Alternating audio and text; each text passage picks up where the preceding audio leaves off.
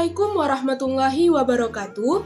Selamat pagi kepada adik-adik dimanapun adik-adik berada. Sebelumnya, perkenalkan saya Tasa Mulia Puteri dari Prodi Pendidikan Kimia UIN Araniri, Banda Aceh. Jadi, hari ini saya akan menjelaskan kepada adik-adik salah satu materi dari fisika, yaitu tentang gaya dan hukum Newton. Saya rasa gaya dan hukum Newton ini sudah sangat familiar bagi adik-adik yang berada di kelas 8 SMP atau kelas 9 SMP. Jadi saya harap adik-adik dapat menyimak materi dari saya dengan baik. Tapi sebelum kita melanjutkan pembelajaran ini, saya mempersilahkan adik-adik untuk mengambil pensil, pulpen, dan buku jika nanti ada materi dari saya yang ingin dicatat atau ditulis. Untuk materi pertama yang perlu kita ketahui adalah pengertian dari gaya. Jadi, gaya ini adalah tarikan, dorongan, ataupun semua perlakuan yang bekerja pada suatu benda. Nah, gaya ini terbagi menjadi dua, ada gaya sentuh dan ada gaya tak sentuh. Gaya sentuh ini adalah saat benda mengalami sebuah gaya tanpa kita menyentuh permukaan benda tersebut. Contohnya, saat kita mengunjungi sebuah minimarket, lalu di pintu minimarket tersebut ada tulisan dorong, dan tentu kita akan mendorong pintu tersebut.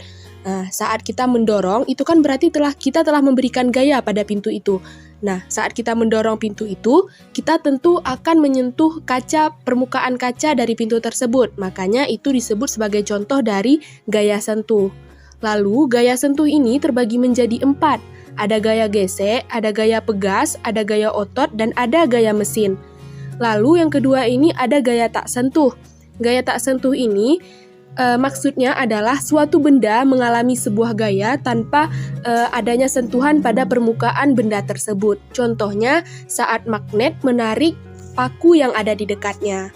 Lalu, gaya tak sentuh ini terbagi menjadi 3. Ada gaya gravitasi, ada gaya listrik, dan ada gaya magnet. Lalu, gaya ini rumusnya adalah F sama dengan M dikali A. Dengan F adalah gaya atau dengan satuan Newton, dan M adalah massa benda dengan satuan kilogram, lalu A adalah percepatan dengan satuan massa per second kuadrat. Lalu dalam suatu kejadian, bagaimana kita menentukan massa, gaya, dan percepatan ini, Kak? Jadi teman-teman dapat melihat ilustrasi yang telah saya buat. Di sini, yang warna hitam yang seperti gerobak ini, kita sebut saja sebagai gerobak, itu dia berperan sebagai massa benda dengan satuan kilogram. Lalu gayanya yang mana? Gayanya adalah saat gerobak ini ditarik oleh subjek atau yang seperti orang ini, lalu saat adanya tarikan itu berarti subjek ini telah memberikan gaya pada benda tersebut atau pada gerobak ini. Makanya tarikan itu disebut dengan gayanya. Lalu percepatan ini adalah perubahan kecepatan dalam satuan waktu tertentu. Lalu selanjutnya, satuan dari gaya adalah Newton atau N, seperti yang telah saya sebutkan pada penjabaran rumus dari gaya sebelumnya. Dan lambang dari gaya adalah F atau force. Lalu, cara untuk mengukur gaya ini adalah dengan menggunakan yang namanya neraca pegas. Dan gaya ini juga memiliki pengaruh kepada benda. Dan apa saja pengaruhnya? Yang pertama itu adalah gaya dapat mengubah arah gerak benda. Contohnya ini dapat teman-teman lihat pada gambar di sebelah kanan, yaitu saat kita menendang sebuah bola. Misalnya kita menendang bola ke arah kanan, tentu arah gerak dari bola tersebut adalah ke arah kanan. Sebaliknya, saat kita menendang bola ke arah kiri, maka arah gerak bola itu adalah ke arah kiri. Lalu, pengaruh kedua adalah gaya dapat mengubah bentuk benda. Contohnya, dapat teman-teman lihat pada gambar di sebelah kanan, yaitu saat kita membuat guci atau sebagainya dari tanah liat. Lalu pengaruh ketiga adalah gaya dapat mengubah kecepatan benda. Contohnya saat kita mengendarai sebuah sepeda. Lalu pembahasan selanjutnya adalah tentang resultan gaya. Jadi resultan gaya ini adalah total atau keseluruhan dari gaya yang bekerja pada suatu sistem. Nah, apa saja resultan gaya ini? Yang pertama, ada resultan gaya searah. Jadi, gaya 1 atau F1 dan F2-nya ini searah. Maka rumus dari resultannya adalah F1 ditambah dengan F2. Lalu resultan yang kedua adalah resultan gaya berlawanan arah. Dapat teman-teman lihat anak panahnya ini, F1 memiliki anak panah ke arah kiri, lalu F2 ini mengarah ke arah kanan. Maka rumus dari resultan gaya ini adalah F1 dikurang dengan F2. Lalu yang ketiga ada resultan gaya tegak lurus. Dapat teman-teman lihat bahwa F1-nya dan F2-nya ini memiliki gaya yang tegak lurus, sehingga rumus dari resultan gaya ini adalah resultan kuadrat sama dengan F1 kuadrat ditambah F2 kuadrat, atau juga dapat disederhanakan menjadi resultan sama dengan akar dari F1 kuadrat ditambah F2 kuadrat. Nah, selanjutnya kita memasuki materi hukum Newton. Jadi hukum Newton ini pertama kali dikemukakan oleh Isaac Newton yang merupakan seorang fisikawan serta matematikawan yang berasal dari Inggris. Jadi, hukum Newton ini menggambarkan hubungan antara gaya yang bekerja pada benda dan gaya yang disebabkannya. Lalu, hukum Newton ini terbagi menjadi 3. Ada hukum 1 Newton, ada hukum 2 Newton, serta hukum 3 Newton. Nah, yang pertama kita akan membahas hukum 1 Newton terlebih dahulu. Jadi, bunyi dari hukum 1 Newton ini adalah bila resultan gaya pada benda sama dengan 0, maka benda yang mula-mula diam akan terus diam, sedangkan jika benda yang mula-mula bergerak akan terus bergerak dengan kecepatan tetap jika tidak ada gaya yang mempengaruhi.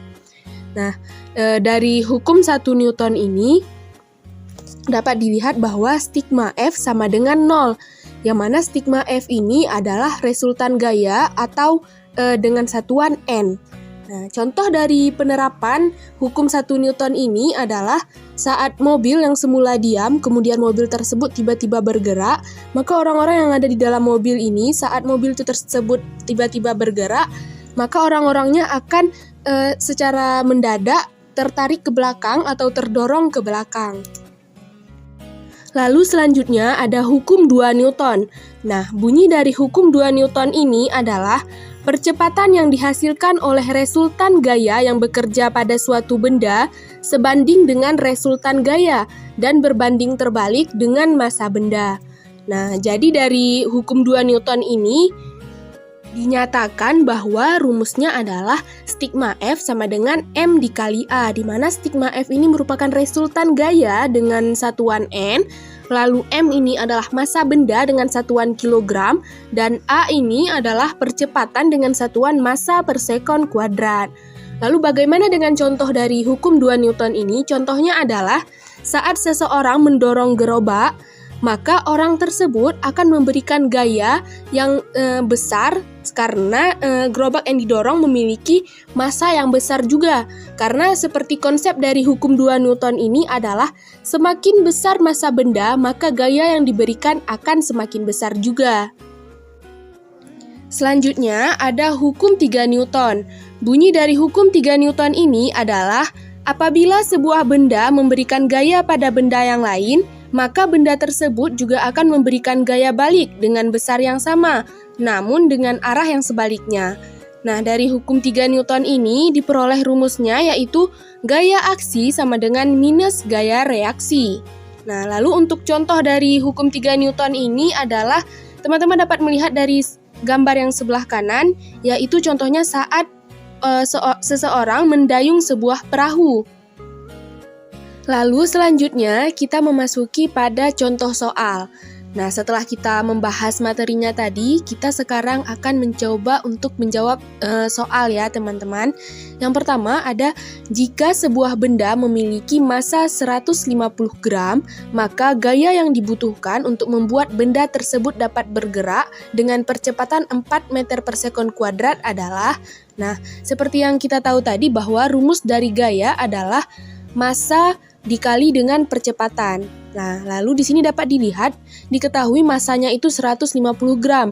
Itu kan massa dari benda itu satuannya harusnya kilogram. Lalu kita ubah dulu nih 150 gram menjadi 0,15 kilogram. Nah, lalu percepatannya 4 meter per sekon kuadrat. Nah, langsung saja teman-teman dikalikan. Jadi 0,15 kilogram dikali dengan 4 meter per sekon kuadrat. Maka didapatkan gaya yang dibutuhkan adalah 0,6 Newton, karena Newton adalah satuan dari gaya. Nah, selanjutnya ini ada contoh soal yang kedua. Jadi, sebuah mobil-mobilan dengan massa 3 kg berada dalam keadaan diam di atas lantai. Kemudian, mobil-mobilan tersebut didorong atau diberikan gaya sebanyak 45 Newton. Maka pertanyaannya, berapakah percepatan mobil-mobilan tersebut saat dia bergerak?